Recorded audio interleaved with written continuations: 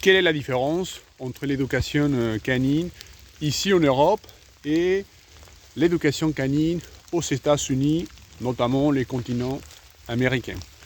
Bon, je vous invite à rester ici, on va parler de ces sujets, car j'habite en France, mais je viens du Mexique.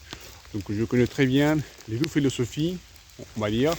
Mais avant de continuer, je vous rappelle que je suis disponible si vous voulez faire des séances en visio afin de vous donner des conseils personnalisés. Et en bas, vous allez trouver les liens à ma formation. Comme ça, vous allez travailler à votre rythme et à la maison. Alors, la différence la plus importante que je trouve ici en Europe, surtout en France, bien évidemment. Ici, on cherche beaucoup la complicité, les liens, le code de communication, travailler beaucoup l'autocontrôle. On est beaucoup plus positif dans son sens comme ça. On cherche beaucoup les bien-être animal. Bon, après, il y a des éducateurs qui ne le font pas, mais de manière générale, je trouve ça le plus important. L'obéissance ici, moi personnellement et mes collègues aussi, on utilise beaucoup l'obéissance pour les côtés mental. C'est-à-dire, on va aller dire à notre chien, allez, on va jouer, fais ci, fais ça, la marche au pied, tiens la récompense, et dès que c'est fini, on le laisse tranquille. Et aux États-Unis, c'est le contraire. Dès qu'on sort, même pour faire un petit balade au quartier, on cherche l'obéissance, on cherche un chien qui marche tout le temps, comme ça au pied. Voilà.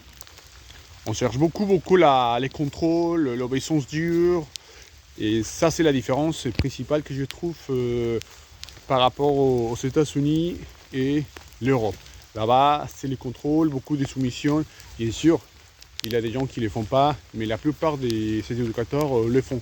C'est une philosophie complètement différente. C'est bien d'avoir le contrôle d'un chien, mais moi je trouve que tu ne peux pas tout le temps le contrôler, de ne pas le laisser être un chien. Donc ça, je trouve ça dommage. C'est bien l'obéissance, mais pas comme ça. Moi, je l'utilise, comme je vous disais, de manière fonctionnelle, afin de faire les liens. Mais c'est vrai aussi qu'en Europe, de temps en temps, il y a des collègues qui exagèrent et qui laissent les chiens prendre des décisions, faire n'importe quoi. Et ça, par contre, je suis pas... Ok, c'est un chien, tu le laisses faire, mais c'est toi la référence émotionnelle. C'est toi qui vas décider pour lui. Parce que c'est pas un être humain. Lui, il n'est pas conscient du danger ou des choses qui vont le faire quelque chose pas bien, vous voyez. Donc on va dire qu'un équilibre, c'est une bonne idée entre les deux méthodologies. C'est ce que je fais en fait. Et la philosophie, la méthode que vous allez trouver en formation, c'est exactement ça. Beaucoup d'autocontrôle, gestion d'émotions, obéissance fonctionnelle,